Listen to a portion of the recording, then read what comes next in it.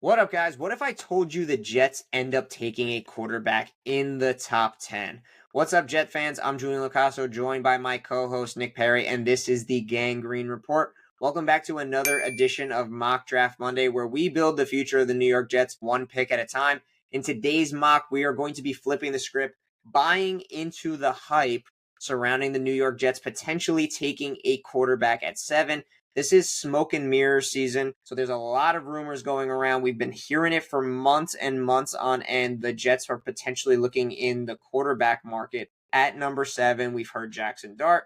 We've heard if Shedeur Sanders drops to 7 that we could go that route as well. Guys, we are going to, although this isn't our preferred option, I want to highlight that and I want to make that a point. This isn't the option that we like the most, but this is a potentially doomsday quarterback at 7 scenario for us at 7. Very clear. Yeah. Yes, this is a doomsday scenario. This isn't a scenario that we want. This is a scenario that could potentially unfold if we end up going the quarterback route at 7. I don't think this is what's going to happen, but it could very well be a scenario where this could unfold this way. So we are going to do this real quick. Let's hop into the simulator and see what happens. I just messed up. So let's go back. Sorry, people. Technical difficulties. Let's go back to this thing. I forgot to put it for 7 rounds. So let's go 7 rounds. New York Jets. Let's hop in. See what happens. So on this scenario, who went in the top? Cam Ward, Travis Hunter, Abdul Carter, Ashton Genty to 4. Will Campbell, and Mason Graham. So that means Shedeur Sanders is sitting here at pick 7. I'm going to be honest with you. If Shedeur's there, I think the Jets at least entertain the option. But now you have a scenario where now, aside from the Browns who desperately need a QB, the Giants who desperately need a QB, although the Raiders did give Geno Smith an extension, they need somebody past the Geno Smith years, just in case if he starts, if shit hits the fan over the next couple of years with Geno. Yeah. So if those teams pass up on Shedeur, a lot of, and we end up taking him, then it's like, well, what was wrong with him? Why did these teams that are QB needy teams pass up on him? Right. So that's begs to be the question. But in this scenario, we are playing with the devil's advocate here, and we are going to select Shedeur Sanders at 7. Again, people, this is not what we want to do, but for the scenario that we are playing out, we are going quarterback at 7. We'll turn the draft off if we draft him at 7. Yeah. If this actually happens, I'm pretty sure that I would legit turn the TV off, and that would be it. Nick, in this scenario, do we entertain a trade in round 2 to collect more capital? I feel like, yeah. I think since you drafted Shedeur, you got to get pieces for him. The Browns are calling at 67, and the Patriots are calling at 69. We are not going to entertain the Patriots. But I would say probably 67. That's a big drop, though. That is a big drop. We are dropping to the back half of the second round. That would be a pretty nasty drop. That, and then their third as well. So we'd be at 70, 94. I mean, to drop that far, it would take 67, 94, probably 179, and maybe like a future 4th or something. Because that's a big drop. Especially I don't know. It says that this one. Let me see.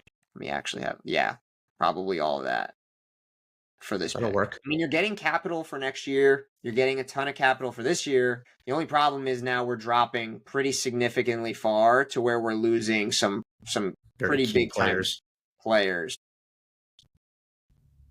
Do we pull the trigger? Do it? Get more people? I say just do it. Let's try it.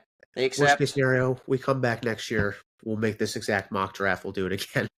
Yeah. All right, so at this point, I have a couple big names that are still on the board. We have some holes to fix. We still need interior of the defensive line. We have tight end need. We have, tackle need.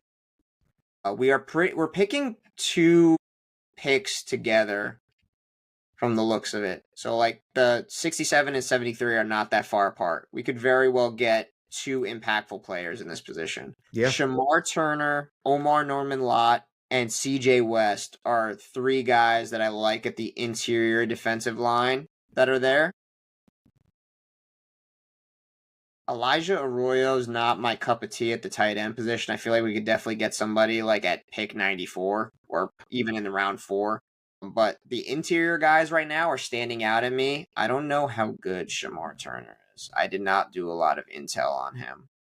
I personally am a Norman Lott and CJ West. I like CJ West a lot more.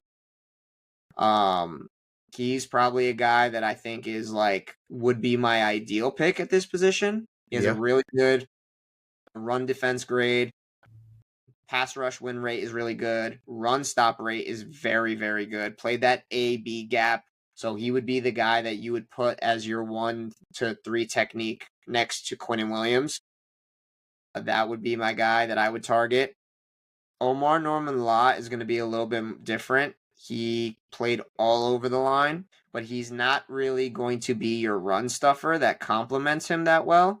So I like CJ West here. What are you looking at? Yeah, I feel like CJ West, and then I'm already kind of thinking about like 73. So I was looking at, obviously, we talk about it all the time, and we have a video about the position, but Mason Taylor. But even if you wanted like Ozzie Trapillo, but we've drafted him before. So I feel like maybe switch it up. You can always go Mason Taylor. Yeah. Right. We can do CJ West, though, for this pick. I think CJ West would be good. Yep. See what that looks like. And then Mason he's Taylor's still there. Terrence Ferguson's still there. Mm-hmm. So tight ends are still here. Elijah Arroyo's still here. Marcus Mabau, if we want to go with a tackle prospect. The tackles, I think, fall off pretty significantly here. I mean, there's still a couple of really good, intriguing names. I just don't know if they're going to be here past our next pick. I mean, the problem is like Jonah Savanaya is a good tackle, but he's being projected more as like a guard, same as like Wyatt Millam. They're like being projected as like good right guards. Cameron Williams is a guy that could be a good like developmental option. Anthony Belton in a lot of circles is being projected as somebody who could be like a good quality right tackle. Mabau's decent. But if we wanted to wait another pick on tackle, we could probably wait. I was thinking that. I'd say like I don't know about you, but I know you're probably looking at the tight end, so pick your poison here. You're taking the reins on pick 73. I feel like I'm just really not that high on Elijah Arroyo, just from his pro day, and also just I don't know, that whole like Miami kind of team looks like they just kind of lack a little bit like oomph in them to get things done. So I feel like I don't know if that's going to transition well. He's a big slot guy, so he's not even like going to be an inline blocker or somebody that can like help you in the run game. Right. So I don't like him much in our scheme. Mason Taylor fits us pretty well. We're literally exactly where they projected him to. Yeah, that's fine. You want to go Mason Taylor? Yeah, I guess so. Let's go there. Pick 94. I saw somebody on like the tackle board that you talked about a lot, but he's also projected like later on, and that's always somebody we could look at. Yeah. Chase Lunt from UConn. Yeah. I personally, if I'm going to go here, there's 2 receivers that I really like that are on the board right now. Jalen Royals is probably my favorite of the 2. This would probably be my big time selection because I feel like after here, you're going to have like maybe the Kyle Williams and like those guys maybe later. But in real life, I don't think they fall. Like a Kyle Williams might go in this round right now. I think if Jalen Royals is here, we go Royals. It just means that you're punting on tackle till later. Another guy that we like is also Makuba at safety. He's here. Safety is a big need, but I also think receiver is a even bigger one. Yeah, especially that we just drafted Shador. Yeah. So, I mean, big size receiver, 6'2", 205, and Royals. I think he's going to complement Garrett pretty well. I also like Savion Williams. He's a bigger body guy, too. 6'5", 225. This is like your ideal big X receiver. Yeah. Besides his drop rate. Yeah, he has that versatility. I personally prefer Royals out of the 2. I might say we end up punting on tackle for a little bit. And you never know. We might get one here later on, but I'm going to hand the keys off to you. We have 2 5th-round picks and 3 6th-round picks coming up after this 4th-round pick. So we have a lot of picks still that we can plug holes with. We've obviously addressed QB, interior defensive line, tight end, wide receiver. Who are you looking at here for pick 110 in round 4? Well, I feel like before when we've done this, we've looked at QB. So like Will Howard on a normal draft, right about now, that 5th round would stand out. But obviously we drafted Shador, so we don't need one. I think Harold Fannin we've done a couple times. Somebody who we've talked about, but we've never actually drafted. I was looking at Gunnar Helm at the bottom, but we already hit Mason Taylor. I think somebody that we haven't done before is either, I was just literally about to say Jacob Parrish or Kobe Bryant. Because like Kobe Bryant, I mean, we've talked about him before, but we haven't drafted him. Yeah. So that could be something to look at. Obviously, we're in need of a... Parrish is a good zone coverage guy, and I feel like we're going to run a lot of zone schemes. Right. So he could be somebody there. I know we talked a lot about Kobe Bryant. I just accidentally drafted him. Never mind. We're going Kobe Bryant. He is a guy that I really like. So, yeah, absolutely. I mean, this wouldn't be out of the norm of picks that we would make anyway. Yeah, I mean, he's a ball hawk too. So I like that. We're in round 5 now. There is a guy here that I do like that pops off right off the page, and that's Cornelius at tackle. We've talked about him a little bit. I think he is a pure right tackle, will be a developmental guy for sure, but he has 3 years of experience playing right tackle at a high level at Oregon. So I think this is a guy that I would maybe take a swing on if this is the scenario. This is a guy that I would take a swing on in the later rounds. Let's also look at safety, because that's another thing. Safety now is starting to become really slim. Yeah, it is. There's a couple of guys that we have seen reports that they're looking into. So there's options there. I like Caleb Ransaw. Upton Stout, he's probably going to project more as a slot corner. But Caleb Ransaw, Dean Clark are 2 guys that the Jets have checked in on. And then obviously RJ Mickens is a big name because of his father being on the same team as